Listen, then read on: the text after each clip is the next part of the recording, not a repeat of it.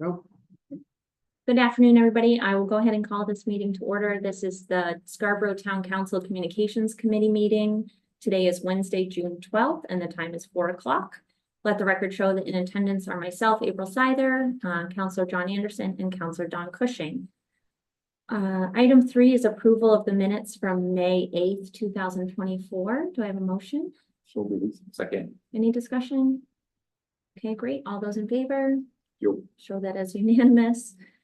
Item 4 is discussion of authors and topics for upcoming Counselor Corner articles. And I also kind of lumped in the Counselor Corner live discussion under that same agenda item.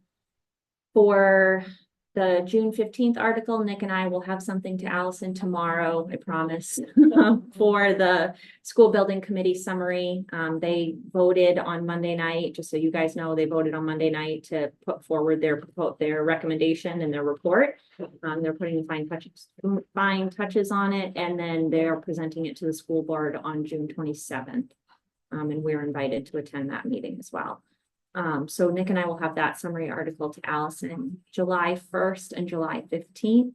Any suggestions? One thing I was thinking was, since the vote just happened for the budget, would it be good, and it's the first day of the fiscal year, should we have an article that's just thanking people for voting, acknowledging that there are people in the community who are still concerned about taxes and stuff, but try and highlight some of the cool things that are going to be happening this budget year as a result of the budget passing. Okay. Which I'm happy to volunteer to author. Okay. So that could be one. The other thing I was thinking, and I don't know exactly what's going to happen at finance tomorrow. We have it on the agenda, but the land bond, I was thinking maybe Councilor Shoup writing an article either for the 1st or the 15th as potentially talking about whatever happens tomorrow and all the good that's come of the land bond to date. Yeah, I was going to propose that Councilor Shoup write something on the land bond to start bringing some visibility and awareness to that, and also some factual information. I know that people will start to be concerned if that's going to be a referendum item, and so just to set everybody on the same timeline and to let everybody know what Councilor Shoup's liaison role is to developing that number. So we'll get to that later in the agenda. Okay. So my only comment with respect to the voting is that we had 3,000 people vote. Yeah. And I think it's worthwhile to thank the people who did vote, but to remind the people who didn't vote that they're giving up their franchise. Yeah. And that what they're doing in part is giving up control to the folks on the fringes and the likely voters. And the likely voters are people with gray hair very often, whose interests are not necessarily aligned with the growth of the town and funding of the schools and all of those kinds of things. And so it is becoming, in my view, increasingly important that we actually set as a goal and an agenda on them to increase voter participation this time.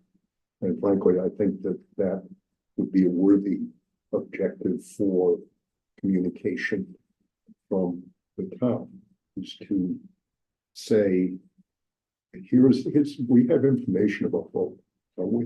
We know, have some demographic have a lot, information. Yeah, so that information should, I think, get out there, who voted, and to really dissect it and to indicate why and how these issues are important.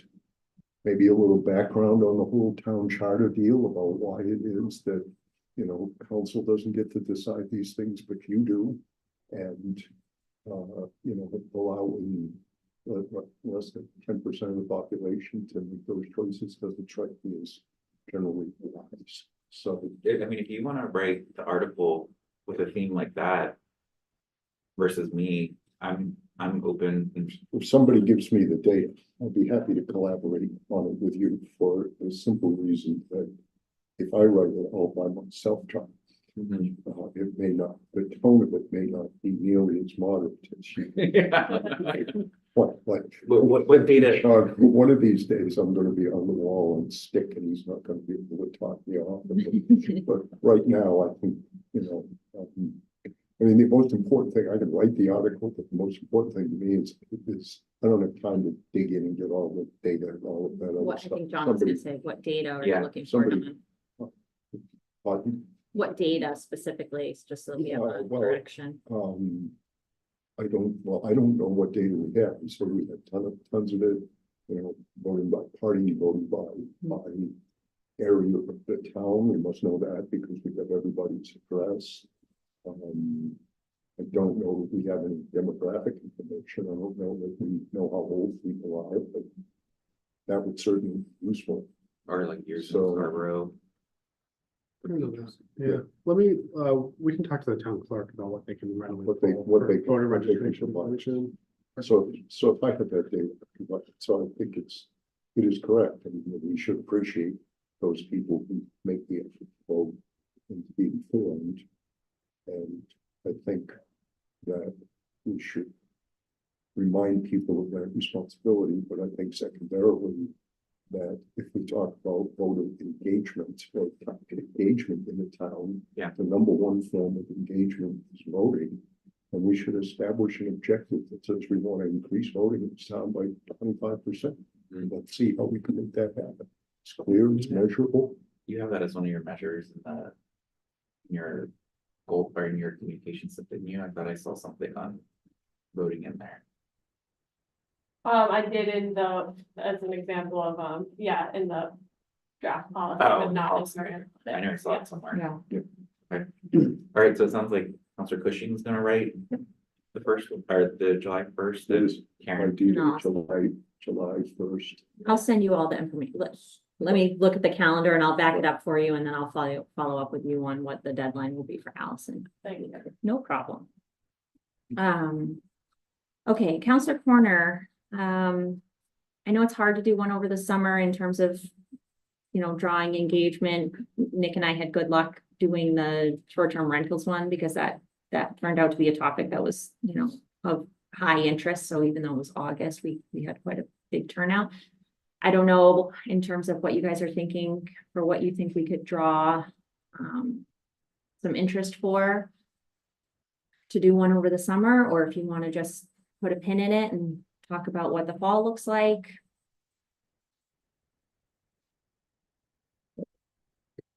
You've already done one on conservation, right?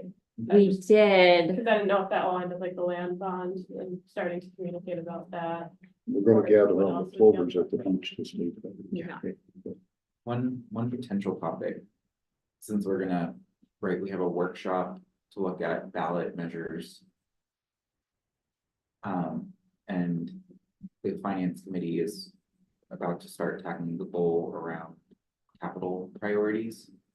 I'm wondering if there's something on that, like the theme of, you know, hey, we're gonna be bringing choices to the town. We want to hear from you, like, what's important to you in the next 10 years that we need to be prioritizing so that we can have that under consideration as we work on the capital plan.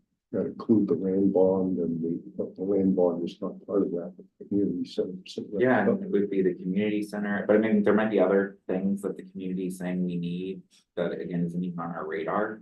Sure. So it's more about like, you know, we have to make priorities around capital, what's important to you, and we just want to listen as we go into this exercise of starting to organize our capital. well, yeah, prioritizing our priorities. Yeah, Right, I love that's the that. buzz. Well, that was a good, I love that title, and maybe that's. What's the- that next article? Yeah. Like it's time to start prioritizing the priorities and being clear to the public what's happening when. So that there's some, there's more comfort that we are thinking, not just today, but forward. And it links to our goal for the capital planning that we need to work through the remainder of this council. If we want to achieve that goal, and so I think that could. Yeah. Maybe draw some people. I'll just go back and build off of Allison's suggestion. So, we did a Counselor Corner Live in 2022. But it was broader, it was conservation and sustainability. Mhm. It was a very wide Yeah, net. yeah. Renewable energy, waste management, recycling. And it kind of turned into mainly about like garbage Sure, combo. Well, it was, John and I did that one and we had a number of people, yeah, we had a number of people come and talk to us about the seawall and their concern at Higgins Beach with the erosion. And then we got into the big conversation about the arborvitae's, Phragmites. Phragmites, that's what it is. Pesticides. Yeah, It was- Yes, it rained, yeah, Yeah. we did have, and then the trash along the road. So, I think if you had a more narrow topic of land conservation. Yeah. Again, obviously there's the 30 by 30 goal, there's the proposed land bond. I think there's also, as you just referenced, perhaps Karen can do a summation of what the conservation efforts have been over the last 3, 4, 5 years. Mhm. And again, I don't know maybe what the question is, what the feedback is you're looking for from the public, but this clearly is a goal of the council to put more land or as much land as possible into conservation and an opportunity for the people to, so anyway, that just to build up. If we went that way, then Karen could advertise it in her Counselor Corner on the 15th for Yeah. July. Maybe So it that would be a happens in natural August. kind of segue to Yeah. toward that. Would it happen in July, do you think? I'm open to suggestions. We do the third Thursday, right? Is that typically what we were? Mhm. Or maybe this is one that is better for the fall prior to. I guess you're gonna make your decision though in August, whether to advance a ballot item on. Yeah, Right, people might the board, really yeah. want to talk about that. I'm also thinking about the Ballot open measure, space yeah. plan and when that is gonna land. I know we're gonna get some metrics underway about, about the 30 by 30 target, but. I actually like that better. I think it's more timely, Me too. because I think it's gonna. It'll give the public an opportunity to chime in before it's an official action before council, so. And it's much more open to talk at. Yes. Rather than a Yeah. workshop where it's sort of, we're already, council's talking, that's Yeah. great, and that's gonna happen, but based off of what we're hearing from people. It might be a good process way, or you kind of filter that input and then that informs your discussion and then ultimately your decision. Well, it sounded like when the Parks and Conservation Land Board came last week, they said that they're gonna plan some education stuff, so this could be like a kickoff almost for them to start partnering with Karen. Like I would hope that they would attend. Like when we did transportation, we had the transportation committee come and. Right. So I think it's a good idea. If we shot for the third Thursday, that's July 25th. Nope, that's not true. It's the 18th, would be the third Thursday. Which works out well if the Counselor Corner article goes out on the 15th. 15th. And we can always promote it earlier. Right. What do you think, Don? Yeah, I'm fine with it. I think. I can't have a full discussion about the 30 by 30 stuff, but say that. You might want to add into it, how that goal comports or conflicts with affordable housing and growth. And I say that in part because I see that there are now beginning to be lawsuits for against towns, and I'm not saying they're vulnerable, but against towns that are basically creating either bureaucratic barriers or other types of barriers like buying up all the land to keep growth out and so forth. And it strikes me that I'm in favor of this, but I'm also in favor of sort of balanced discussion. And I think that the elephant in that room is that these goals are not necessarily, no growth competes with no taxes. There's a balance between those things. So beyond that, I'm sort of fine with it, but I just think that the conversation can't be in silence. It needs to get more around. So it sounds like you will be there to help. Once I'm on my own. Yeah, because I agree, like, I think you're right, like, I think if, like, Karen is a passionate person when it comes to conservation, and so is the conservation land board, so I think having. Other people there who care about it, but maybe not to the same degree, and are thinking about what are some of the. Risks of this, and having that conversation, I think is important, so. In April, you'll send me all the important information. Yeah. Sure. Of course, of course. I had to ask Shannon Lynch from what Panko was in the grocery store today, so I'm the person who. Okay, and I apologize, I just, again, not thinking 100% here, or operating at 100%. I should have made a motion to amend the agenda, before we got into the meat of the agenda. We do have our assessor here, and we had a request from him that came in outside of when I set the agenda, and so I would like to make a motion to add an item to discuss, a article request from the town assessor. So moved.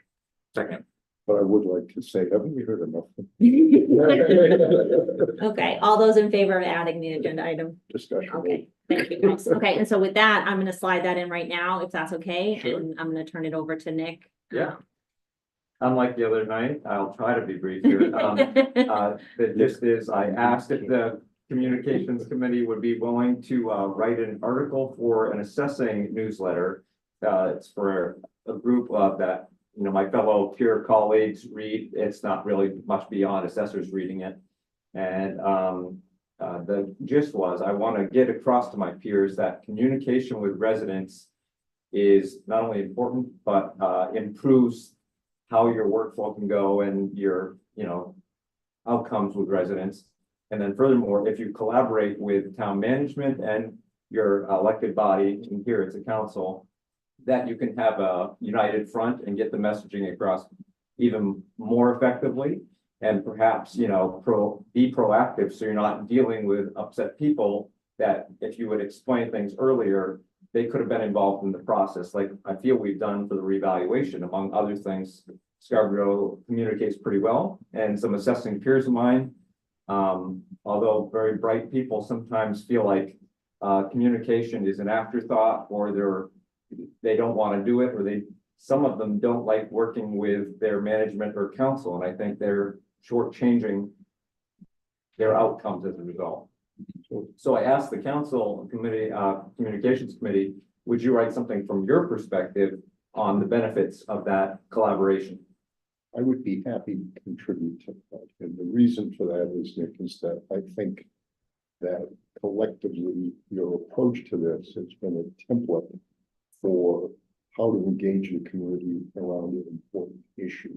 It was up close, it was personal, and it took place over a long period of time, that each message built on the next. And at every stage of the process, one of the things that you did best was said, call me. I'm interested in hearing your input. What don't you understand? And so the process transformed between just an information dump to what felt more to me like a dialogue. So kudos to all of you for doing that.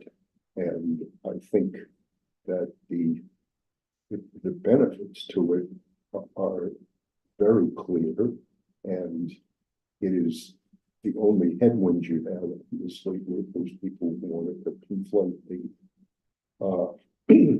the reval with the budget, but that had nothing to do with you. So, and in fact, I think that to the extent that you did such a good job, that was at least context for that, and anyone who's paying attention could have understood. Yeah, and I for the public, I gave Nick a high five, because I think that what you just said about the collaboration, not only for this, but with the budget, I think that helped us get the right messaging out to people, so that way, hopefully, a lot of people understood the difference, and I think that's partially why I think the budget passed yesterday, because had you not taken the steps you had you not partnered with us the way you did and with staff, like I thought the budget personally wasn't gonna pass because of the reval, but I think the communications actually, to me, that was likely the reason why it did pass. Great. So John started a draft for us after Nick made his request, which thank you so much, John, for taking that on. And the way I think that we should handle this as a committee is John has shared that draft and we can collaborate on it. And when we feel like it's ready for Nick to fact check it, we'll have him collaborate and make sure we're, going in the right direction in terms of what you we're hoping for your article. And then I will ask staff to include it with the minutes of this meeting so that it will be a public document. So anybody who wants to read the end product, I'll attach it to the meeting minutes for this meeting. Sounds great. I appreciate When it. do you need it by? Ideally, the 21st. My first, okay. And just so you know, I intend to write a companion article just to introduce why I asked you to write in the first place and from the assessing perspective, so my peers have insight into why a town councilor is writing an article in our newsletter, because I asked you to and because we collaborated, and that's your point. Right. Yeah. Well, thank you, Nick, for that opportunity too, because I think rounds of applause are, there's lots of accolades to go around in terms of the collaboration. And so anytime we can give ourselves a little gold star, I'll take it. One thing we may want to consider, just because I think it was done so well, is I know GP-COG usually asks for best practices. Mhm. I'm wondering if we should reach out and see, because I'm assuming if people haven't done their revals already, because I know a lot of communities did, they're going to have to, you probably know, like which ones are about to do it. Leveraging GP-COG to help. Yeah. Establish a template based on the work you did could be a cool thing to, again, just help our neighbors. Maybe after August, then. Yeah. Okay, well, thank you. Thank And thank you for coming to the meeting. Yeah. Item 5 on our agenda today is website analytics. So we had a request from Counselor Cushing to kind of get an idea of what's happening on our website and with the newsletter. And so Allison has pulled together some things for us to look at. Thank you. So I broadened it, so it's not just website analytics, but the ones that I look at regularly are website and then also social media. So I focus on Facebook and Instagram for this, and then the newsletter, that's just an easy one for me to check every time we send out the newsletter. So each of those platforms has different tools that I look at, kind of structured their own way. Next one. So website first, I got this information from our webmaster. He's the one who's regularly checking this, and him and I also meet and he'll kind of give me the overview. And I'm glad we're doing this too, because we did used to have analytics on our agendas a couple of years ago, so it has been a little bit, but these are some of the things that we typically looked at when we did talk about it more. So total page views is one of the numbers, total users, and the page views kind of covers if a certain user like goes on to multiple pages, each of those counts as an individual page view. And total users, they're all different, but if someone's using their phone and then they use their computer, that counts as 2 different users. But for the most part, those are the numbers that we're looking at, and they are slightly higher than they were last year. And then views per user is around 3, and that's in a snapshot of the past 3 months. And so I think that just shows that people are going to look for they're not just like browsing our site, they're going on to look for a certain page or information and then they leave the site. And same with this last number, a minute, 16 seconds is about the average time a person goes on and looks at the pages. So it's not really like a long-term hanging out on the website. Interrupt you for just a second. I have a question. Frequently, in my experience, almost to the point of annoyance, is that if I'm visiting a website frequently, and I get this little pop-up box that asks me if I want to rate my experience in the website. Yeah. Can we do anything like that? It's a good question. I'll ask him about Yeah. that. Because I think, that would lend some qualitative data to Yeah. this, and and then it gives people a chance to engage as Yeah. much as they want. So if they want to leave a comment or that type of thing, they can. So, It'd be good to know if they found what they were looking for. Yeah. And that's. yeah, Yeah, did you find what you're looking Right. for? Like, but what we really? look Yeah. Okay. And then just some additional insights. He pointed out that the most noticeable surge is before and after elections. Higher page views. And, a couple years ago is when we rolled out this updated website, and the search functionality on the last site wasn't that great. And so this one has a more prominent search feature right on the homepage. And so it looks like a lot of people use that. It's easy to just get to what they're looking for. And then every week, the police department puts out a weekly report, and so that seems to be, without even like putting it on the homepage or like big coverage, that is the page that people are going to. It's one of the top, along with assessing. Is that page linked in the post that they put out when they put out the post of the Yeah. report? Yeah, so I think when they are posting on social media, they're linking to that page. People are clicking. Yeah, so people are clicking on that link, and that's how they come into the website. So the list of the pages with the highest traffic, those are, for the most part, when I meet with him every couple weeks, those are pretty consistently the top pages. And it rotates a bit seasonally, like beaches is definitely from like late April through the summer, one of the top pages, but not as much in the other times of the year, obviously. It's interesting that he pointed out that, people use mobile and, computers kind of split, because in the past, when he's given me this data, it's very mainly been desktop use, and so I guess that means more people are using their phones for this information. And yeah, more iPhone than Android. So, Yeah, that's all for website. so another question going back, I guess this would be general. But the question is, what kind of data or tools can we use to figure out if the message we sent was the message that was received, or if it were received at all? So my observation is we put lots of information out there, you know, some of it's when to go here, when to do what, you know, supporting actual information.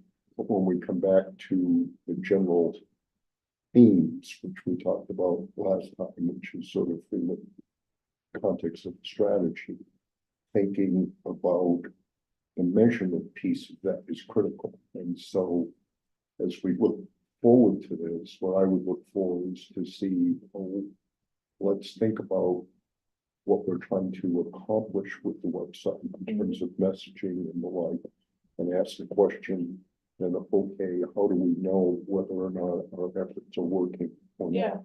So what we know now, which is great, is it appears to be a lot of people are looking at it. The second question I have is whether or not it's possible to get any geographic information. There is, and that is on, he didn't put that in this, but Yeah. that's definitely one of the, But that seems to be, you know, there's a bunch of cool stuff you can do with correlating yeah. this, that, and the other thing. I'm admitting to being a little geeky in this department. Well, I think to your point, it's almost like for every time we do like a I, campaign. we have one question. We do. it's- it's I know things exactly that- what you're gonna say. Yeah. Well, it would be nice to know, like, as we establish a campaign, we want them to go to this page to get this information. Yeah. And are we able to, at the end of the campaign, say, like with the budget vote that just happened, how many people actually went? Yeah. If that was like where we wanted them to go, as like their point from social media, from Council Corner articles, like if we're all directing them to a place, can we track, are we actually getting them to the place we want them, and are they doing what we want them when they get to that place? Right, And so, yeah, I Even- mean, that would be like how high up it ranks Yeah. among all the pages that are being looked at, how long someone is spending on that page. But I'd say for the most part, based on it being a minute that people are spending, is that I think people are just mainly going on to find what they need and Yeah. then leaving. There aren't as many like people reading through the budget book and stuff like that, but yeah, that is something that working with Brian, if there was a specific campaign that we were working on, he Yeah. could really drill down and tell me this, people got to this page either from an external Hmm. source or through another page on the site, through the homepage, like he can tell me like very specifically how they got there, how long they spent there. As far as geographic, it would be if they're from if they're in Scarborough or more broadly, but not like more zoomed in than that.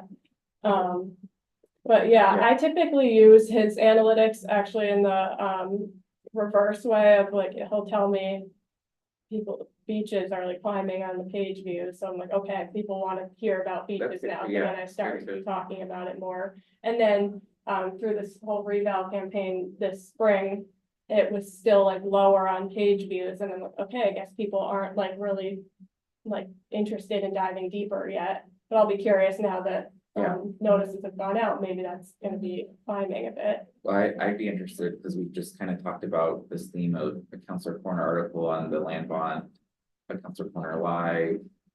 We have a work, like, there's all these things happening, so like, where are we directing them?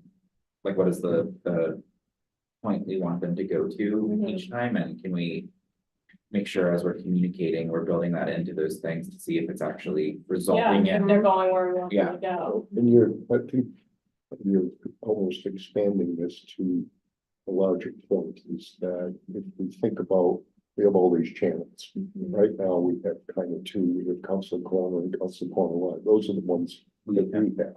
If we start up here, we have council goals.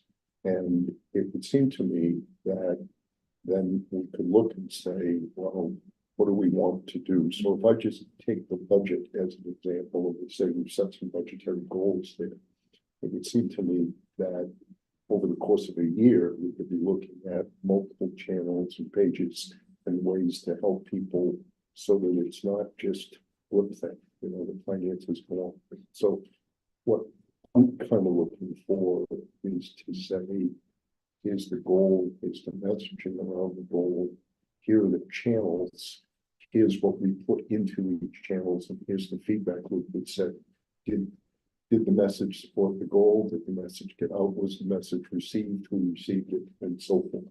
And to do that, I think, candidly, beyond just general information sharing, if we get beyond 5 things, we'll probably way in over our head. So if we have lots of goals, at some point in time, you have to say, prioritize our priorities and stuff. Yeah. What you said. Okay, so, I'm singing the same song, but I only repeat it when I think I haven't spoken as much as Nick. I also think part of what we should be thinking about and incorporating is, when we do have an in-person event, finding out how people heard about the event, what drew them to us, whether it was social media, whether it was something that they saw in the leader, because, it's great that we have these multi-channel approaches, but sometimes you can't always tell what is being, which one of those things was the most effective tool in our toolkit. Which reminds me to say that for every event, we should at least have an attendance count and have some sense of whether or not we just have frequent flyers or whether or not we brought in the engagement. I think that would be like in addition to your voter goal, like having the way we're tracking new people attending town meetings. Right. I mean, it can be optional, there can be a sign-in book when you walk in, just want to know like who's coming. And ultimately see more public engagement in the forums that we have with different voices, different people. Yeah, exactly.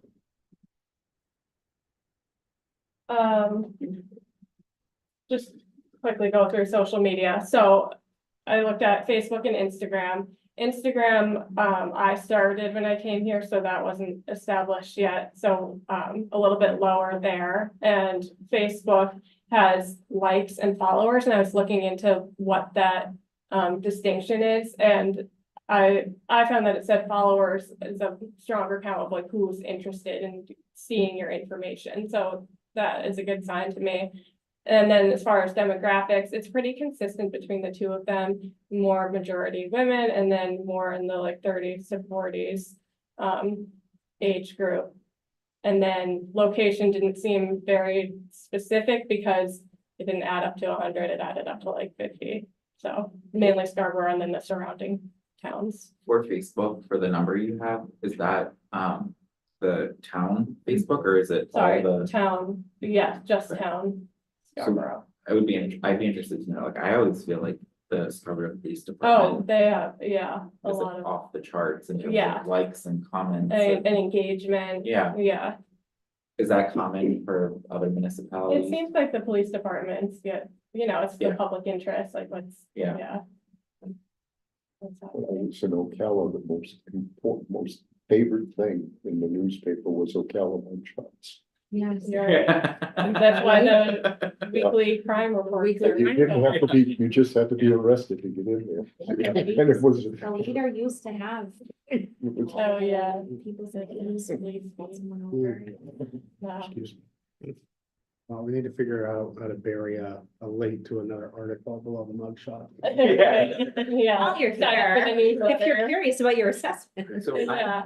I'm not an Instagrammer, if that's the word. Yeah, okay, yeah. So like what? Like a boat. John, you're like 30 now. I Is that the right? I could, but I've deliberately chosen not to Right. do it. I'm just on the email. As long as you're not on TikTok. Yeah.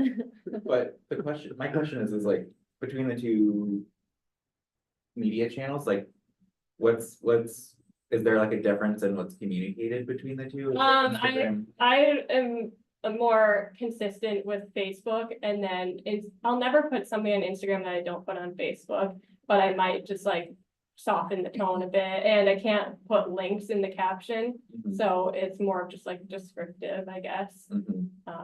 There's more pictures than, Yeah, but I use the same, I use graphics, like the same that I do okay. for Facebook posts. I try to keep it consistent, but knowing like Facebook, my impression is that Facebook, the information might get lost because like people go on their feed and it's just like, you're inundated with information, whereas Instagram, I'm putting the same information on there in case you didn't see it on Facebook, maybe you'll see it on Instagram. Mhm. That type of Can't you thing. link the accounts together? Yeah, I know this because you my- can, and you can post it at my- the same time. I have like my Ocean Street Auto Go thing, and then I have now it's Donald's Cushing, it's no longer Cushing for Council, but I just tell it to Yeah. send Mhm. my silly things to all my pages. Yeah. So some of you may have enjoyed some of these things. What do the youth use today, like? My kids tell me it's Instagram, that is no longer cool Yeah. because he uses Facebook. And my experience is that, in fact, I now do a little video from time to time called This Old Guy.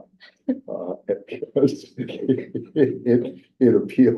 it appeals to my 500 people, and I have folks from all over the country, because I've lived all over the country, keep in touch with, but it tends to be more and more a place where people over 50 can use to maintain relationships and those types of things. And the cool stuff is Instagram, TikTok.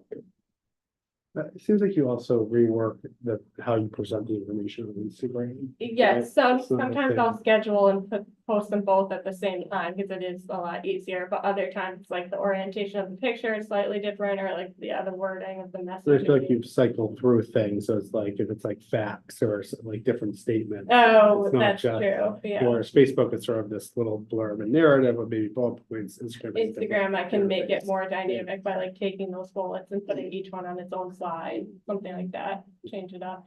But I really think, well, I'll show you the next slide and then I'll say this. So these are when I put this together last week, I looked at which posts from the last 3 months got the most engagement or reaction.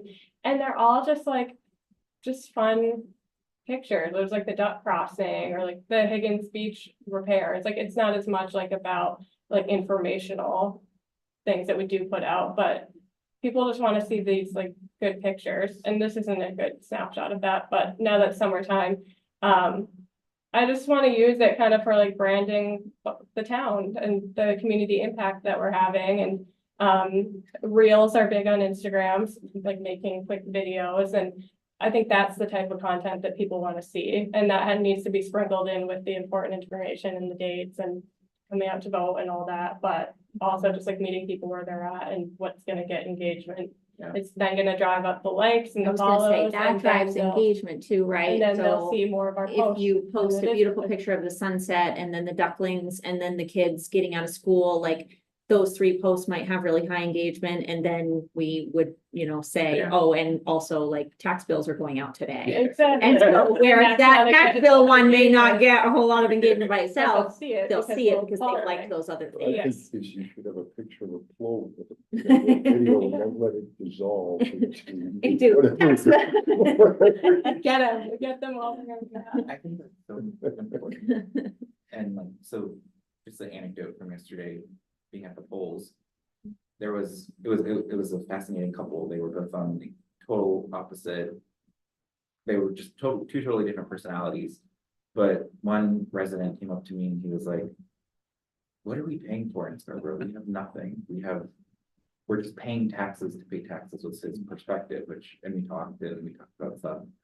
But then Officer Greenleaf came over and he was talking about all the cool things he did recently, and I was like, oh, I wish you were here. Yeah. When that guy was here, because that's what you're paying. People don't see it if they're like Yeah. looking this way and it show them Yeah. everything that's happening over But he was here. talking about the stuff he was doing for Special Olympics, DARE for the students, Yeah. and a bunch of other things, and I'm like, our budget is mostly people, and it's all the Yeah. good things that the people do. And I love the idea of like highlighting our people in pictures Yeah. and things and what they're doing, like, I know they posted the picture of him on the PD's website when he was at the Special Olympics, and I'm sure that got a lot of Yeah, likes and things, but that's what. more of that. Yeah. Yeah, that's what people wanna see, just like showing positive community interactions, experiences, resources, things like that, so. And then I'll just quickly cover newsletter. So newsletter, when did the newsletter start? 2016 or was it before that? 2016, 2017. Okay. And has been every 2 weeks since then. The subscriber number was pretty low at the time when I started, and so that was just kind of an easy place to start raising it, because I think a lot of people just didn't know about it. It was happening consistently, but kind of reminding people and asking them and showing them that it's there. So this number has grown tremendously in the past few years, and even is still consistently doing that. I think the signboard out front is really helping too, because a lot of people say that they saw on the sign, which made them sign up. And then the average open rate is 72% for our emails, and that is outrageously high, especially for a municipality. Because I saw that on Constant Contact, it says the industry average is 32%, but in Googling it, for a government industry and for most other industries, it's normally like lower than that, like in the 25 to 28% range. So the fact that people are not only signing up for a newsletter, the number has gone up, and the open rate is continuing to stay high. It's just amazing to me, because that was the open rate when I started, with like 1,600 people.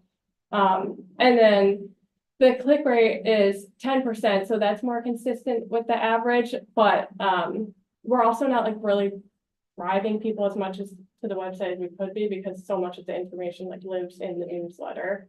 But for more like marketing purposes, like if you're trying to sell something or like get someone to go on your website, you would kind of like tease the information and then have them click on to the website for more.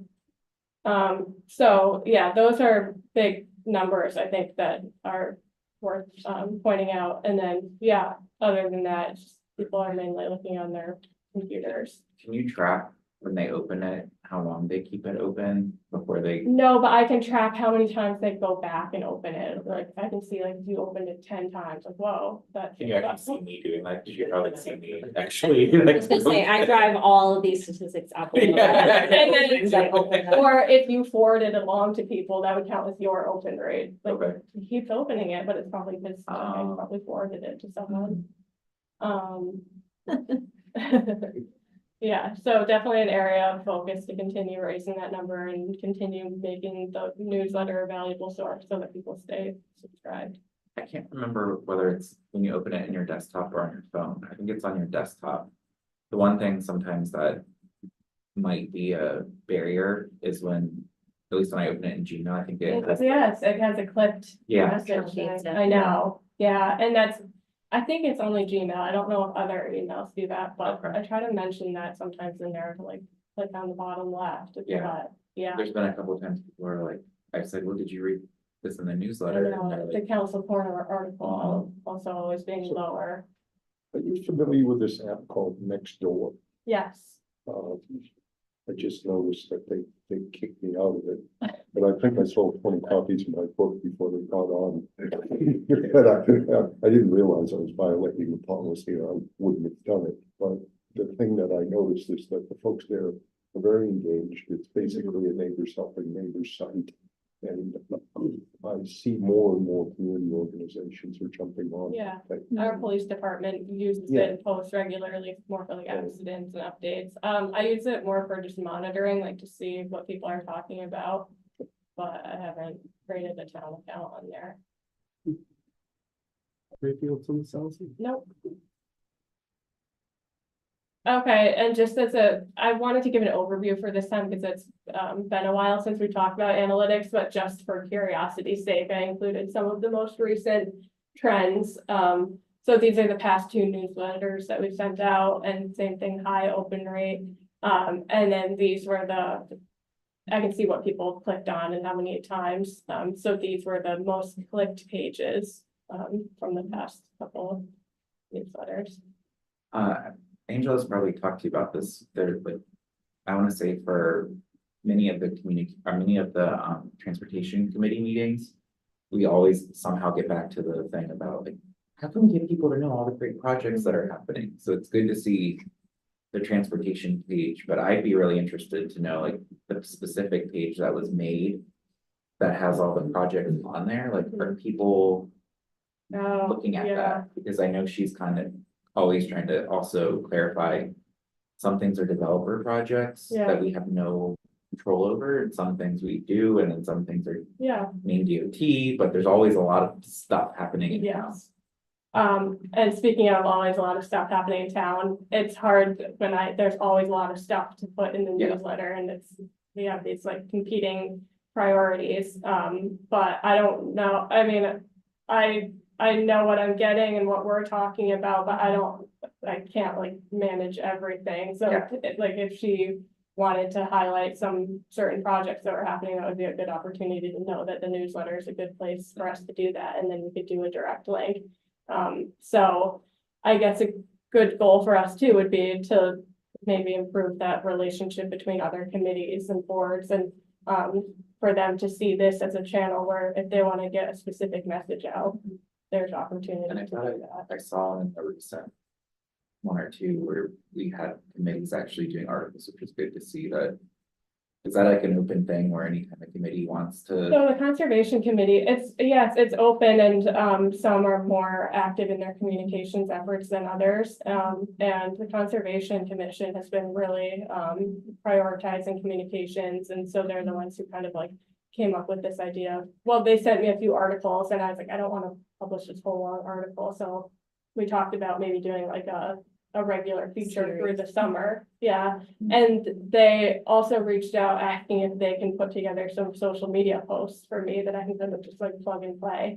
So that's a good working relationship where they're kind of taking the reins on what they want to be put out and just like sharing their voice more. So, you know, as I listen to this, I'm struck by how many different things we could be communicating about, how many different channels and the like. And I keep coming back to that if you have tons of information, most people perceive that as noise. And I keep coming back to having a strategy. I know that's not our job here, so it's my job to, the last meeting, William, I thought you took my suggestion to heart that you guys want to sit back. So I'll say it this way, okay? But this is what I did when I was the boss. And I had to worry about growth of new patients, patient satisfaction, and that sort of thing. Because I sat down and I said broadly, let's figure out what the priorities here, let's figure out what the focuses could be, and then let's develop a plan for strategy to get it done. And that, I think that What I see here is I see this magnificent foundation, built great channels, you've done tons of work. And now is the time to kind of bring it in and focus it. I think this committee can say, well, here's what we think the priorities are going to be, here's what we think the focus on. But at that point, then the strategy says, okay, council's going to do its corner, it's going to do its thing. You know, we're going to highlight this information over this period of time through multiple exposures. So that somebody, even if somebody is not paying attention, if they're one of those 243,000 impressions, they're going to get a consistent impression. I mean, that's my takeaway from this, is that it feels, if I was sitting there with you, I'd say, geez, I'm overwhelmed. What do I pick? Where do I start? What do you want from me? I mean, that's what I understand. Yeah. So, I think it's though, I would say yes, but I also like what you said of like. Also seeing what people are doing and then being able to respond, We need that. because then that can draw them, because a lot of times. When we're at work and we're talking about like. Trying to engage customers, a lot of times the challenge is what they care about and what you want them to care about aren't the same thing, so you have to like. Address what they care about first as the door opener to then talk about what it is you want to talk about, so I feel like it's. meet them where they're at. Yeah. Take them somewhere else. Yeah, but it's like, that's where I think there's two things that happen. It's your brand strategy that you talked about to like draw people, get them engaged, and then to your point, we have to be more focused on the things we as a council want to leverage these channels for maximum impact and make sure that we're picking those 3 or 4 things and only focusing on those. Yeah. Let's get more voters, let's promote some a higher understanding. You know, the old teacher says the learner will be able to A, B, C, D, you know, when asked, etc. And I'm not saying don't do any of the other stuff, but I'm saying, you know, yeah, listen to that stuff, draw those conclusions from what you're saying, and then make at least part of the effort, the focus effort to produce a measurable result. And it's tough too, because we're competing against other people doing things like got the footnotes from the library, which is great. Get the The school school, district. is not- yeah, which is also great, but Yeah. it's like I'm inundated with information, so. I'm starting to like pick and choose what's important, and so. Again, when I look at our newsletter, there are certain things I now go to, like Yeah, I'll skim the it's titles, long, but I yeah. don't like. Read everything, but there are certain ones that I'm like, yes, I want to know that one, yes, I want to know that one. So, Yeah, it's it's a real challenge to, because it's not. And I appreciate Councilor Christian what you're saying about the strategic communications and all the measure, I mean. But we're not an organization where you sort of have a single focus of, building client, because I think we do feel an obligation, obviously the fundamental mission, I think, is inform and educate, make the information accessible. I think what we have maybe a newfound appreciation for, at least for me, I have a newfound appreciation for this sort of strategic communication and how we are messaging what that we want people to take away from this information. We're aware of traffic issues. We're doing something about traffic issues. Here's what we've done. Here's what we are doing now. Here's what we're supposed to do.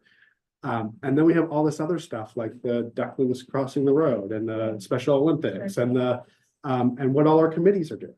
I can't tell you how many times I've heard from residents where they say, I'm seeing this on the council agenda. I have no idea where this came from. And so we've really tried to step up our game with our 3 times annual committee newsletter, because so many of those things start with. And I think it is, so I think to validate the concern and the challenge to when is it noise? When is it giving prominent exposure to things that are happening? How do you, to cut through and grab people's attention and know what they want to know, what's important to them. Because, you couldn't tell that there's someone out on whatever road who cares about cannabis odor until they have that problem, and so I think it will always be a challenge. I think that I think that this committee has been really helpful in helping sort of break that down while still accomplishing. We have a wide-reaching mission and challenge with all of it, and it will always be a work in progress, but I think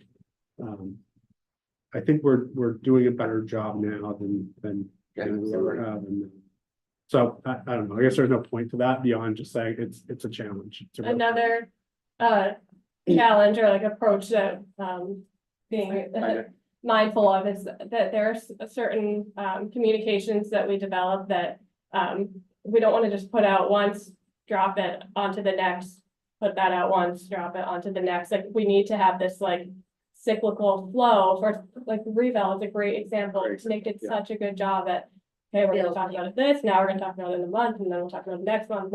So then when it actually happens, it's not new, because it might be, someone might have thought they only heard it one time, but that was the first time it like clicked with them, because they had heard it 4 more times before that. And so to have that with so many competing messages, it's just constant like cycle of just like making sure we're like hitting everything and then repeating that, so they're not just hearing it one time and then it's just done. So I think, I mean, I guess to me, it's like, I think we are doing what we're all saying. I think it's just, I think what the committee has to align with the council on is like, what are the things we really want to focus on?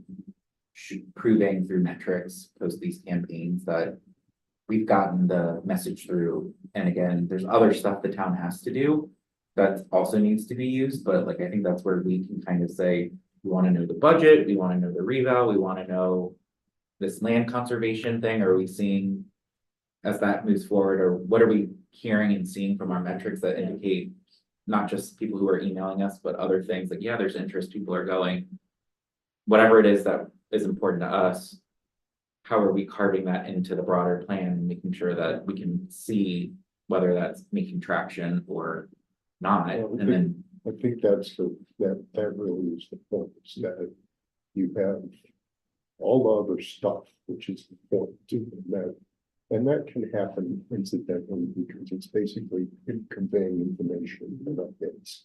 And then you have the big focus stuff, which is going to go, and I think you're right, John.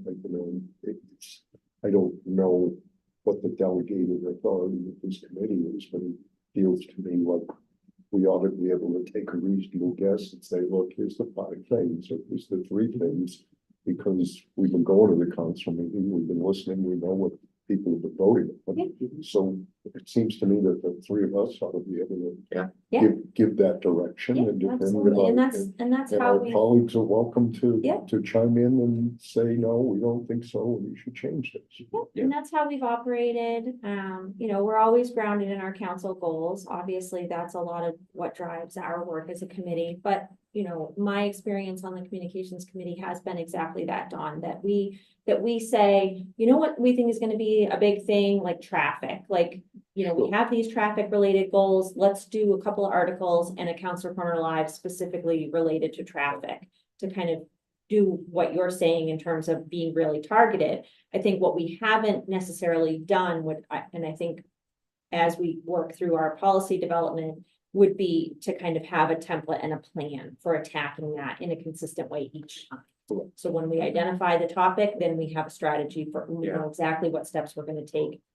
and it's not just Carry it. a tactical couple things, Exactly. it's like, even like what we're talking about, I think we're going there with the land bond where we're like, well, we should do this and that and that, Yeah. and it's like, okay. But now, like, what does that campaign look like, so Yes. that those tactics actually are effective versus just, And measurable, yeah. right? And that's a piece that And keeps you- coming up. And you know, it's a very interesting thing, I just as an aside on the land bill, is that strikes me, is that our obligation ought to be make sure that our community fully understands it and knows what they're voting on. Yeah, I mean, we're saying it's our view as a council that we think that this is consistent with the wonderful Scarborough that you all want, but ultimately you get to vote on it. And if you use the reval as a template, mhm, that you could think about, okay, that's an area of focus that has an endpoint. It's a yes or no, up or down vote on whether or not we want to put more money into this. So, boom, what's the strategy? How does that pull together? Yeah. And starting it early enough where the November is when it that's- voted on, I- backtrack. I unfortunately feel like we have done it early, but I feel like we're a little late on the land bond for the public, to be honest, so I think that's where. Again, in retrospect, if we start with our goals and look at these things, because there would be, like, we know for the bond, there's certain dates that things have to happen, we have to. Mhm. By August, we have to make that decision. And so what needs to happen 6 months prior So, Right. yeah, and make sure that we're bringing the public along, because I think. The committee work has been probably hot and heavy on it, but even. I'm not as exposed. Yeah. To like what they're doing, so we're having the land board come tomorrow to finance to kind of give a recommendation. And we're gonna hopefully make a decision, because we have to if we want to get something on the ballot. It would have been nice in retrospect to have like more of a public conversation leading Yeah. up to that. And it was also hard because we were balancing reval, Budget, budget, yeah, that's true, that's true. election. There's a lot So going on. like Yeah. adding that is taking away a Mhm. little bit from another. Yeah. So just like Well, streamlining, getting a sense of direction from you all and what the council issues of focus are, but then streamlining, like, okay, we Yeah. can't do 5 at once. I suggest that, we've been begging back and forth on this, an hour is not a long time, we're at the end of it. And feels to me like maybe if we devoted our next meeting or some meeting, or some communication around trying to say at least what's on the horizon between now and That'd be November. great. And what should we Yeah. be focusing on? And, as President Biden said, November is going to be a VFD. And,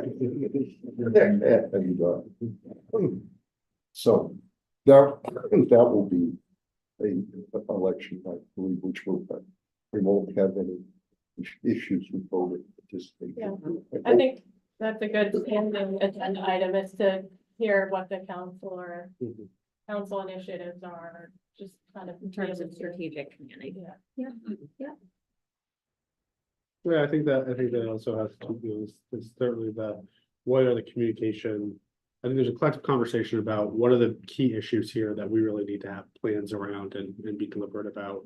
And certainly from there, what are the counselor roles and how does staff support those roles and objectives? And so I think that's a great step. Yeah, and then you sort of like, well, here's all this stuff, now at least I have a template for sort of saying, well, this can wait, this, Yeah. this can't.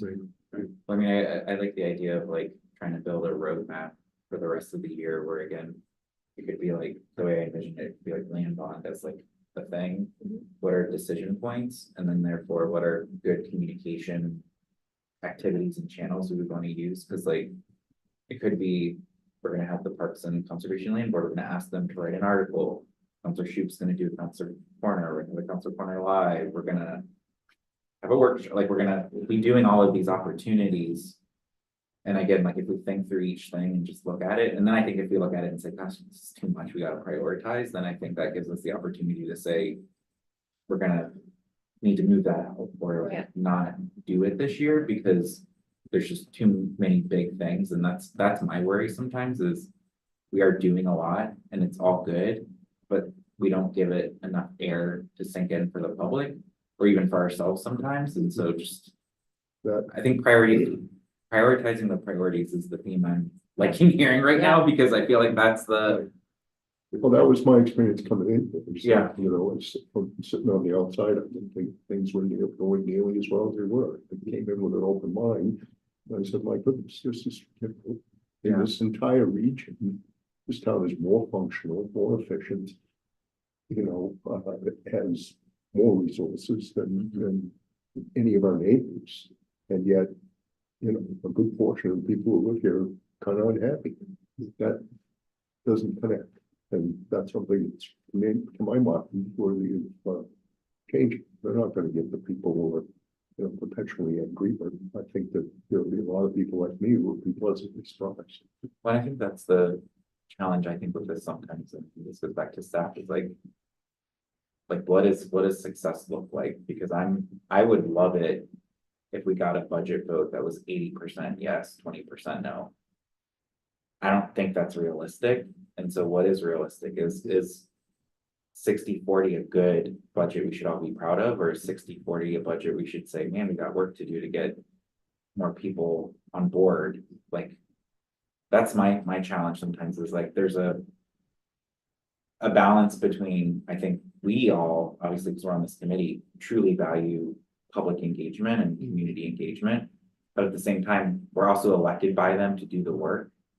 That hopefully in some way, some people are like, and I've heard this a couple of times, like you have the extremes, you have the people who are like, don't trust us and will never trust us. And then you have the people who are like, I voted for you, I elected you, so you do. Want you to just make a decision? Yeah, otherwise we'll vote you out. And so it's trying to find like, what is the right amount we should do so that we're not overdoing it and not getting.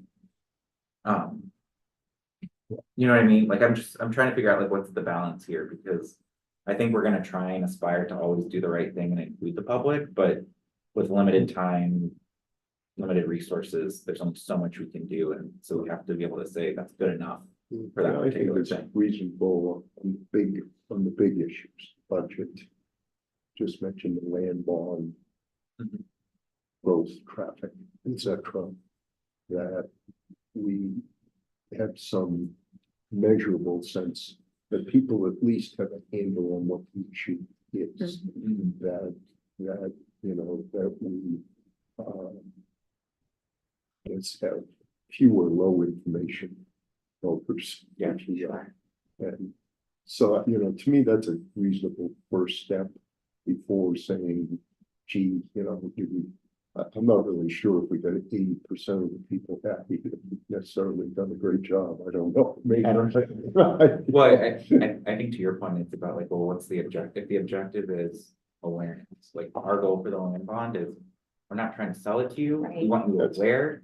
And if we get 80% town awareness that it's happening through various channels, that's success. I And would rhyming, I Right. would say awareness and fairness, Mhm. you know, that we're just trying to get you, trying to help you understand that our processes are fair and. I like that. Did you feel that you had the information you needed to confidently vote one way or the other? Yeah. I don't That's a- care how you vote, but That's a And great did you question. feel like you had the Exactly. opportunity to be involved in the decision process? You know the names of the people. I like that. Awareness and Right. fairness, those can be our objectives for all these things.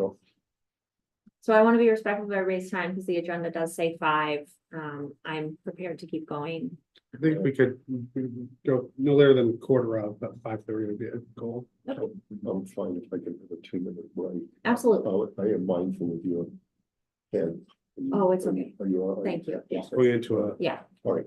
So we will go ahead and take a couple minute break and then we'll dive into the last part of our.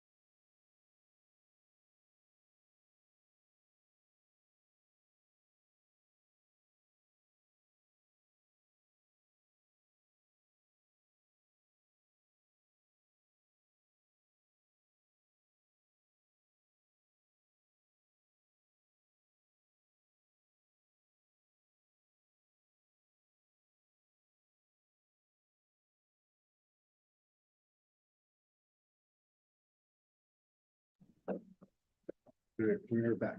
Okay, great. So agenda item 6 is budget process and budget roundtables. I'm gonna turn this part of the discussion over to John. as finance chair to kind of give us your feedback and your perception of how these events went this year. So my personal feedback is. And we're gonna talk about this a little bit tomorrow too in finance when we do a retrospective. The best roundtable was when we went to. The community when Hillcrest agreed to have us. And I think that's similar to like probably Nick's experience when he was doing his stuff was. When we go to them, they participate, you get more. I still feel like we would wanna like do one at least to say it's at town hall, anybody can come. But if we do them next year, my suggestion is we definitely do the one that is open to everyone, can be part of the plan. But doing more targeted locations where we're going to people. To me would probably get better. Participation, if participation is our measure of success, like I think each one had productive dialogue. Though it seemed like it was. The same individuals that came to the ones we hosted. And so there's no problem with them coming to other ones too, but. To me, it's about hearing diversity and voices as we're doing these, and I felt like. Hosting them here just seemed to limit the diversity of voices.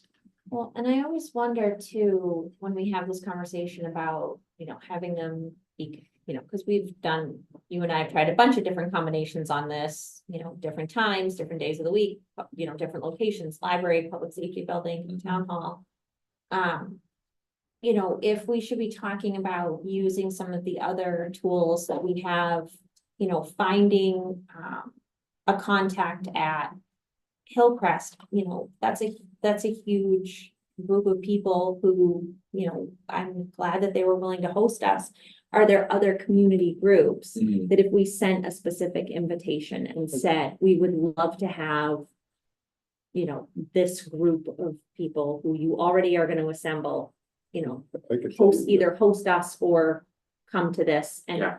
Maybe target 4 groups per roundtable and see if that is a more effective way than kind of just throwing it out to, and obviously inviting anybody who wants to come, but also kind of having those targeted invitations. I completely agree with that, and you'd be surprised when you look at how many community organizations and groups there are that like to have somebody show up and engage. And I say that from, going back to, I think I've said this before, my job was to promote to get people to get their blood pressure taken. And I was in every Elks Club and every Rotary meeting and so on and so forth. And that was just me and a lot of beige lunches, and it moved the needle. I mean, we had grant money that was dependent on the numbers that we got. So I feel like not just for budget roundtables, but getting, I guess, the list of the organizations that would be willing to have us come give a talk, those types of things, and then because there's the community, they don't have these community groups to not be engaged. I do love the idea, if we do this next year for anything, to your point, like, if we can find a co-host. But I think it would be important that we also say, but if we come, we would like you to open it to the public so we can publicize it as. You're hosting it, but it's open, are you willing? And if they want it to be closed, I think that's fine too, but. It just would impact whether we promote it or not, like the Hillcrest one. I agree. I wouldn't have been surprised. I didn't ask, but if I think I had asked, can we invite other people to come? That they might have pushed back on that. And again, I think that's okay because they had enough people there. So like if we wanted to go to Pine Point with the Pine Point community, like that's probably a big enough one that yes, we can invite people, but it's gonna be crowded in the room that they use, but. Would they be open to us saying, yes, we want to target your neighbor, your residents? But we would like to make it an open forum that other people can obviously attend if they want to drive down to Pine Point that day. I think just on the budget, that gets us around, right? I think it might be helpful, and I'll see if Allison's going with Brian tomorrow to pull some analytics on website hits for some of our budget resources. Mhm. I think, you know, going back to the conversation about what we have for available resources, whether it's all of your time or staff's time. I think the only way to move some of these efforts and attention and time into, again, more expansive, deliberate, strategic communication plans, again, because I think the big lesson for me is the repetition. You know, it's not just checking the box. We did an article 6 weeks ago on that and it's done. And so I think we should start evaluating, you know, the FAQ document, I mean, a tremendous amount of time goes into answering that 170 questions. If that got 4 clicks from 2 users, then maybe next year we don't do that. Yeah. You know, if we had, you know, we had the roundtables and it touched 6 residents and there are only 5 unique users, then maybe we don't do that next year. Yeah. And Completely. so Yeah. so I think maybe we can pull some data together on the budget specifically for the conversation tomorrow. Good. If we can, and try to help inform some of those things, because I know how much pressure there is on all of you to make yourselves available and accessible, to hear the input from the community on these things. But it kind of goes back to, well, we're not really getting a wide swath of input. We're getting a very limited amount of input from very few residents. So it's Mhm. And I would suggest that one of the reasons for that is that the budget itself is next to incomprehensible to that of each person. And, you know, in my experience was trying to cull from it questions about, you know, how many staff do we have? What's our average cost per FTE? How many existing positions? 80% of the budget. And I could look at that entire budget book and I couldn't answer the question, how many are union, how many are not union, etc. And I couldn't easily discern, okay, you know, in a big way, yes, you know, here's where we are, here's what level is, and, you know, I think we've got to some of that towards the end. But if I had one goal, it's to take this giant book and, excuse me, and shut that up. Just go big.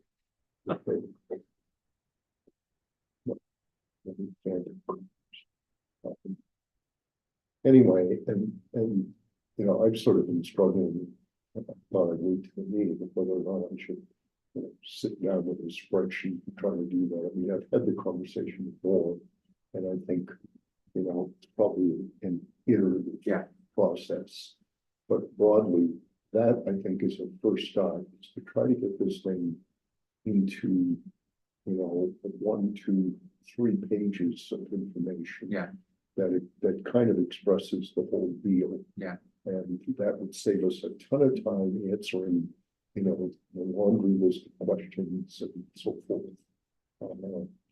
Somebody told me the other day, I was actually talking to a constituent about this, and I'm saying that this was a concern of mine. And they said, yeah, that was kind of common. And the person said, I think Saco, or one of the towns around us, has encountered this issue, or at least attempted to solve the problem. And there may be some analogs out there that we don't have to reinvent the wheel. Yeah. So I say it one more time for the record, when I hand the budget to my dear friend who's a forensic accountant, and he tells me that he's struggling with trying to get the kind of information where he could make some judgments about what's going on here. I take that very seriously, because the guy is not a yo-yo. I think that's I mean, to me, it's like, there's a Cliff Notes version for like 80% of the community, 90% that Right. they want to see. And then there's what we need to see to do our job, which is the entire book. Yes. And so, like, even I think of some resident, like Nina McKee was always funny how she was like, she would come to the meetings and she'd be like, this is too much, like, well, I trust you guys to do your jobs, but like. Well, this I is think too much for me. that's it, is that there is that Cliff Notes version, but then when you get to the budget book, And I spent time really trying to understand it. And I should have just asked, but I didn't know it was appropriate. But I don't want it in book form. I want it in editable, I want it in spreadsheets that I can say, well, does this, what is the ratio between this and this? And how does that, and if you're asking me to sort of be a financial analyst here and to understand where this is heading, I shouldn't have to, try to go from an Adobe document to a text document to columns, whatever, to get to a spreadsheet that I can manipulate a little bit. Yeah. So I think for the committee, whether it's tomorrow night or future conversations, tell us exactly what you want. Well, I agree with you. I don't think you should guess at it. And I'm not really being critical because what I'm really saying is that, look, you guys, you have, just like in the business world, you have GAAP accounting standards and so forth. There's a set of municipal standards that you must adhere to. And that this is a pretty complicated machine financially. And so having a set of books that are consistent and comparable to other municipalities and stuff, that all makes sense. But it doesn't translate well to promoting transparency and trust to the user on the other end of it. And for, your citizen governance, this council, in terms of its qualifications, is pretty high end. And a couple of MBAs, etc. And you're way better at it than I am. But, so I mean, I think this is like something definitely that the committee can explore in terms of, because I think there's really two things. There's what the committee needs to do its job better, easier, which is probably some thoughts that we would need to provide staff. But then I think there's how can we make sure that the information is consumable for the average person who wants to have the question answered. What am I voting for the budget this year? And I think the school actually did a good job.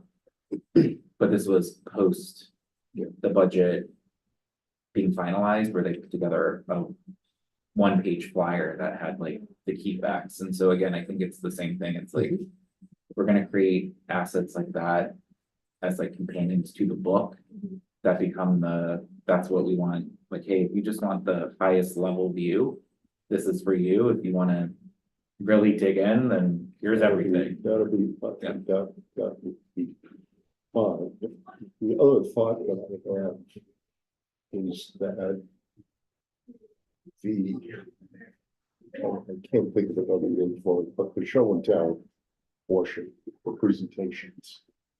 I feel like those should be ongoing throughout the department, so that we shouldn't be sitting down and trying to be fed through a fire hose all of the accomplishments of various departments in a short time and what their initiatives are. I feel like, we should switch that up somehow so that our familiarity with what's going on in the various departments is much more ongoing. It wouldn't hurt to have a 15-minute agenda item on every council meeting in which some department head comes in and gives us the clip notes. We have non-action item. A non-action item, but not a workshop, but because I think that would allow us, all of us, to have, some sense of, instead of having them before us only when they need something or whatnot, is just to find, when people get to watch those presentations, that gives you some fodder for the communication to put out there to the town. So, I absolutely agree with that, and we did do that this past, it was post-budget last year. Unfortunately, just by the timing of everything, it was before the committee turned over. But last budget, the takeaway was really there are two big concerns, kind of what was happening with our fire department staffing, because that was a big shift as we move forward per diems. So we had the fire department come in and present on that issue for a good amount, 45 minutes to an hour at a finance committee meeting.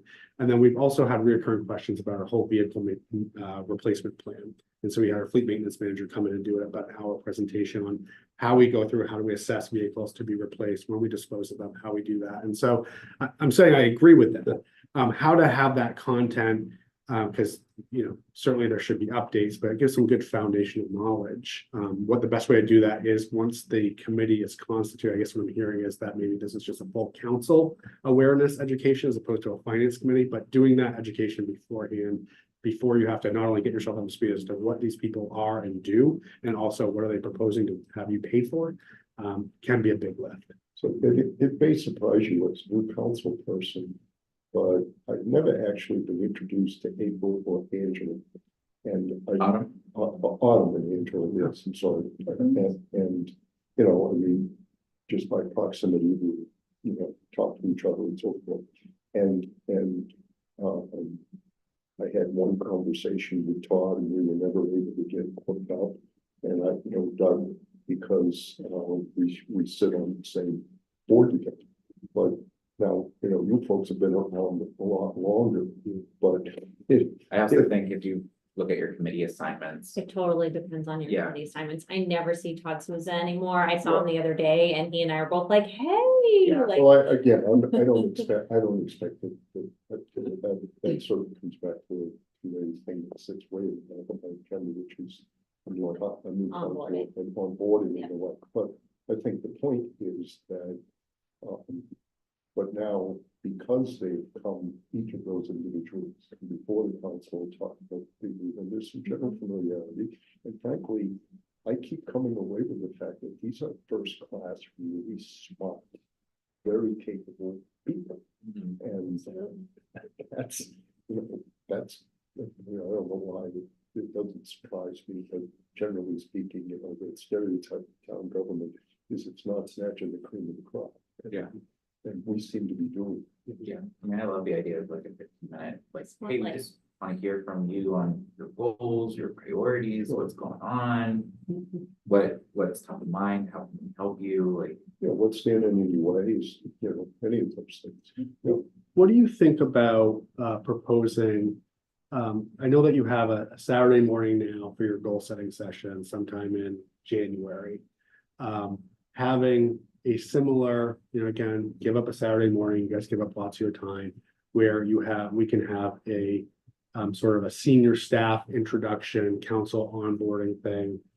Early January, where that's what we cover is kind of 15 minutes, give the counselors, not always a sort of, you have some refreshments, you sit down, but also here's what our department is.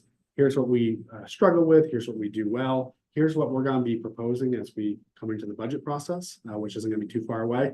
And have that feedback also maybe perhaps inform some internal goals of the council. I agree, I love that idea. So that's something that's very easily, You could do that and combine it in some way where it became less formal and social. Mhm. That would be Yeah. a major thing. What was that thing we went through with, It was the new, at the yacht newly club, when elected, it was the newly elected thing. concocted. I mean, that was fun. Yeah. And, we met a lot of people, we celebrated.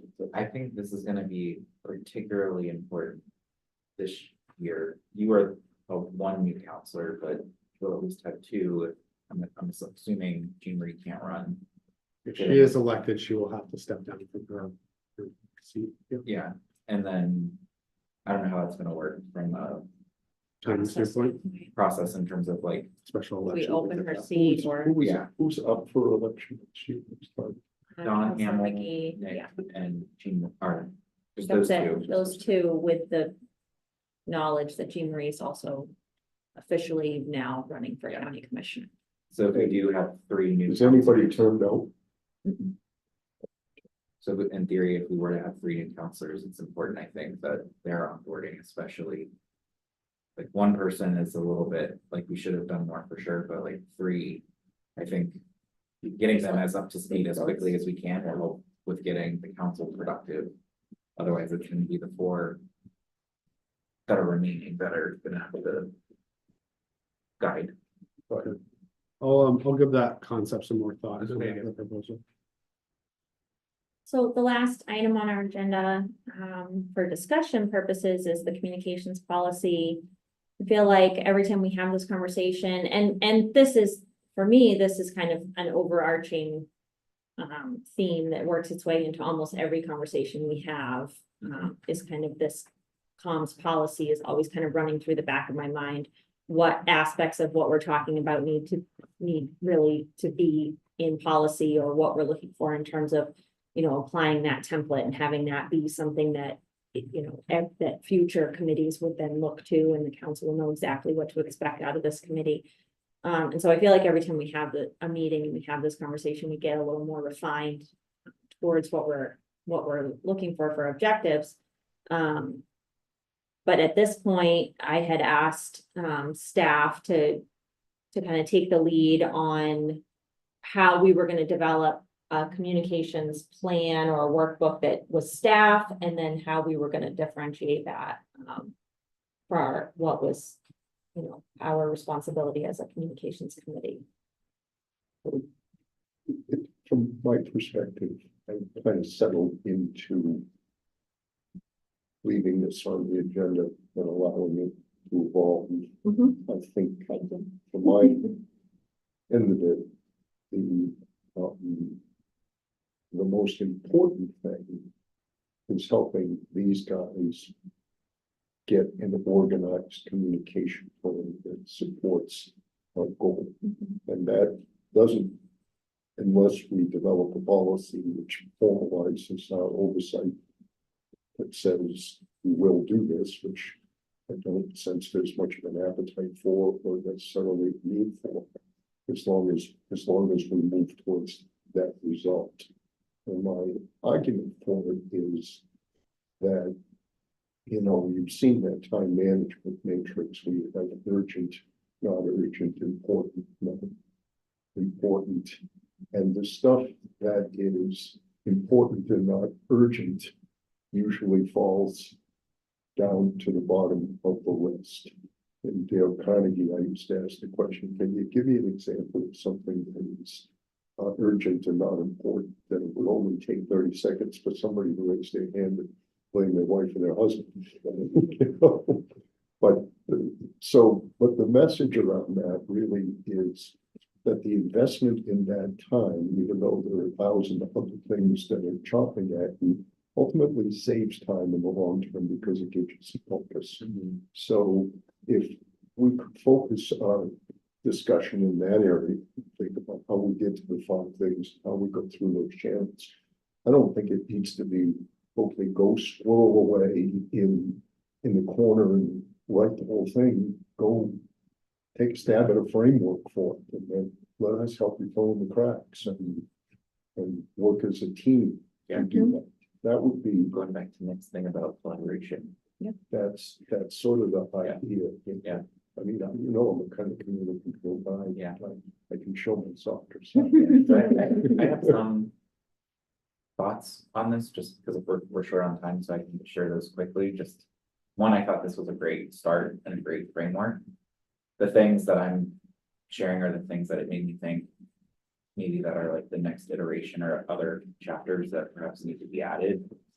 I think this is a great framework for planned communications, but I think what's our framework or plan for crisis communications when something's happening, like, and it might flow through something like this, but those usually require quick action. And so Yeah. what does that look like? I apologize, I didn't see this. This is great. So let's give a little bit of background on this very briefly. So this kind of came from, when we were talking about communications policies, I was looking at more examples from the standpoint of staff and not council, and came across a couple of great resources, and one that I particularly liked, I'm using it as a template as I go through, but then once I establish what we want as the language, I want to lay it out and make it more visually our guide.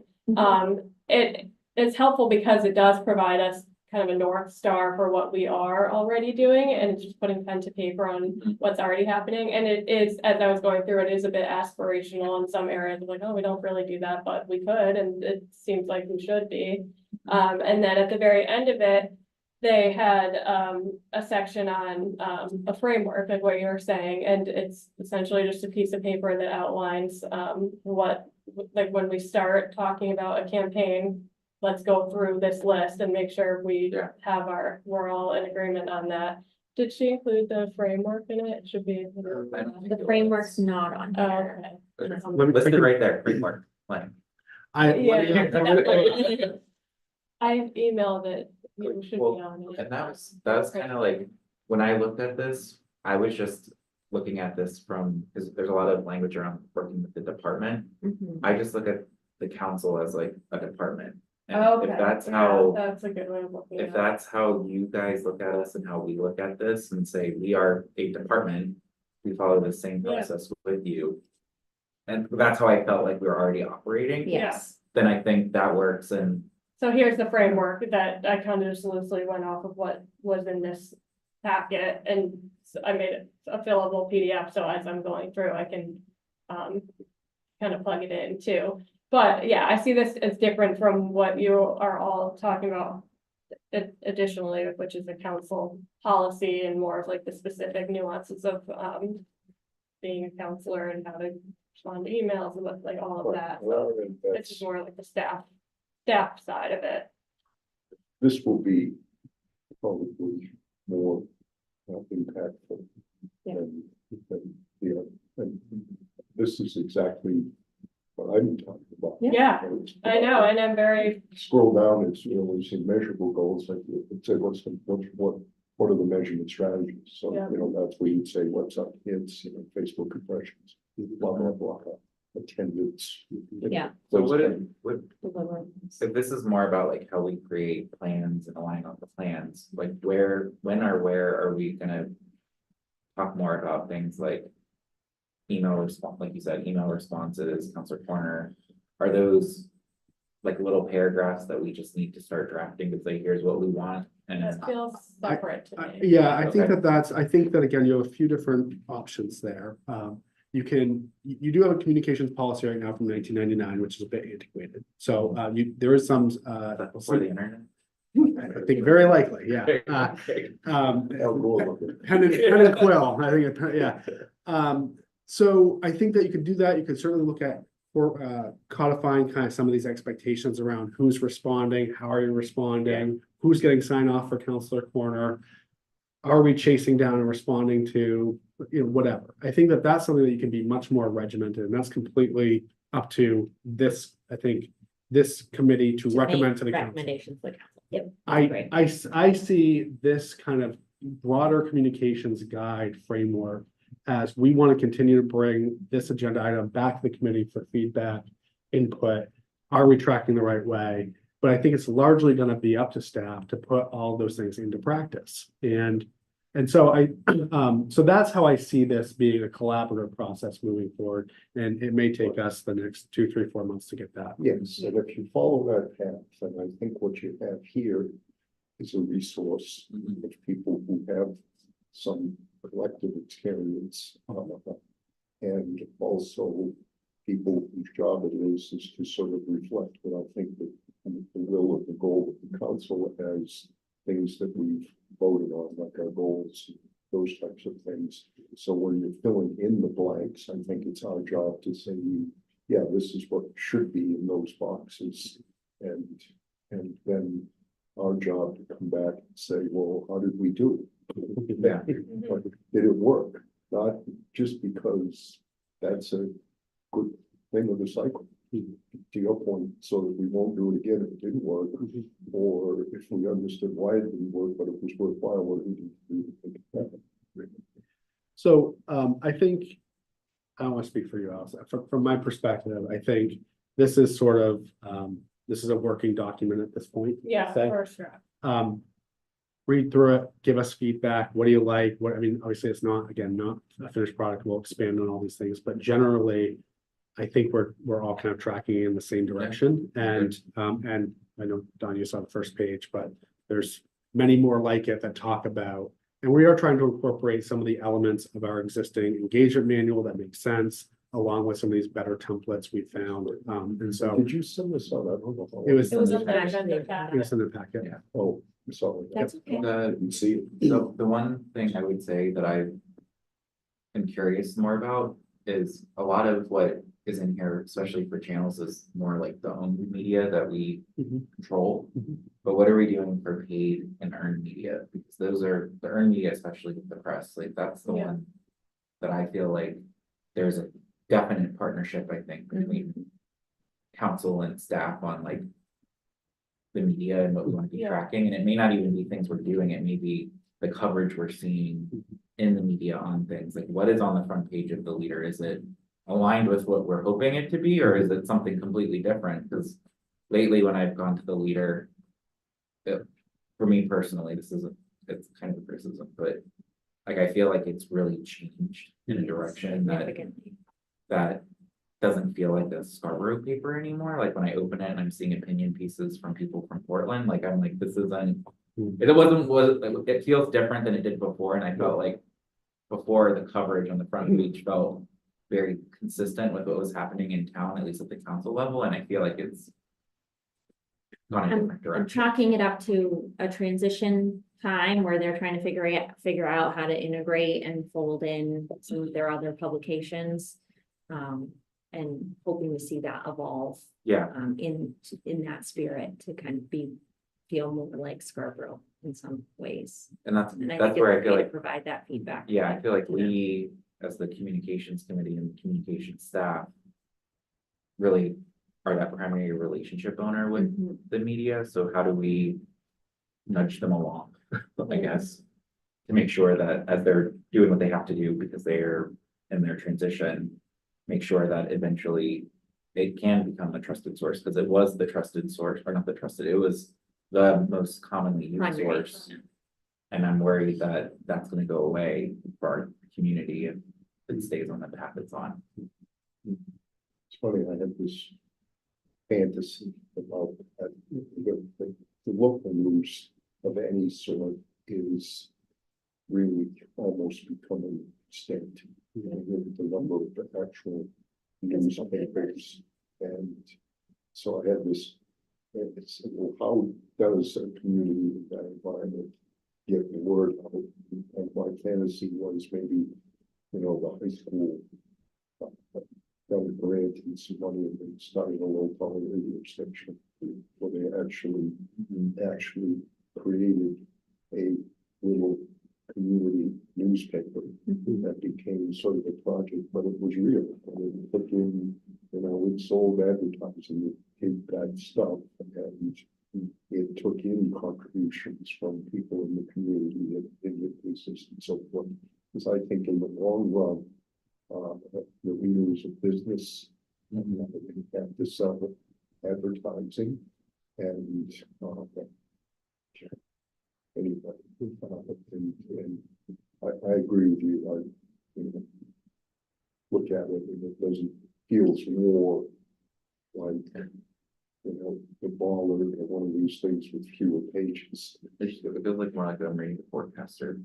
Yeah, it's like, okay, I look, you know, but if there's a sensational headline Mhm. or they'll put it. But kudos to the increased sports section. Yes, there's that. I really am digging that. I really Well, like how they've been highlighting our student athletes. Yeah. Highlighting our student athletes. I'm gonna go ahead and, kind of close out the meeting just for time, because we do have to get the ordinance. I think that leaving, well, first of all, do we have anybody online for public comment? We do not, and there's nobody in the room, so I'm gonna go ahead and close public comment, and then item 9 is future agenda items. Liam and I have talked a little bit, and I'm gonna continue to kind of noodle this idea of maybe creating a more standard format agenda where the agenda item is simply, 15 minutes for council business, and that we could take care of things like Counselor Corner and Counselor Corner Live. Give some time on a single agenda item to staff business, whatever they wanted to kind of bring to us or discuss. And then, also kind of leave this communications policy as a standing agenda item as we continue to work our way through. And then dig it. Yep. Yep. I just want to make the comment that, last meeting, when I was, safely in a remote location, I think I offered that we bring something back this meeting, to work from, and so kudos to Allison for pulling this together, Thank you. because Well, it's very helpful Yeah. that I had a template.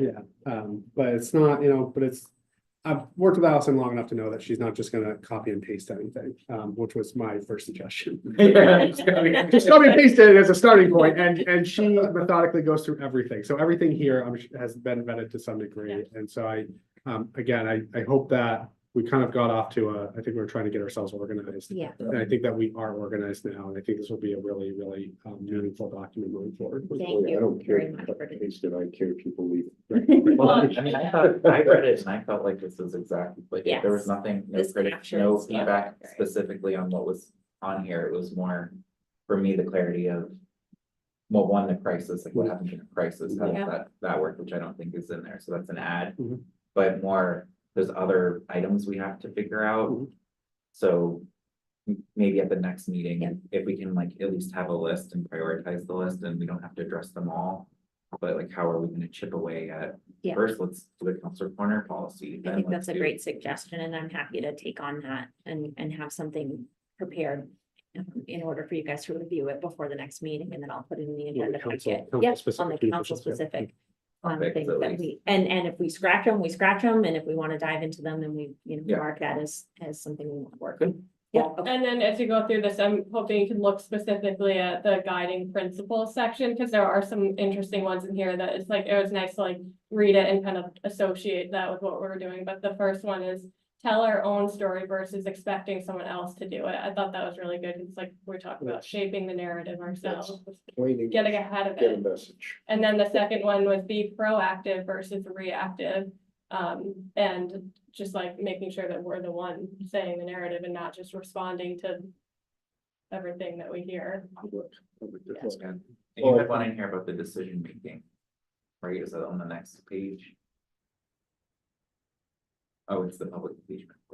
Yeah.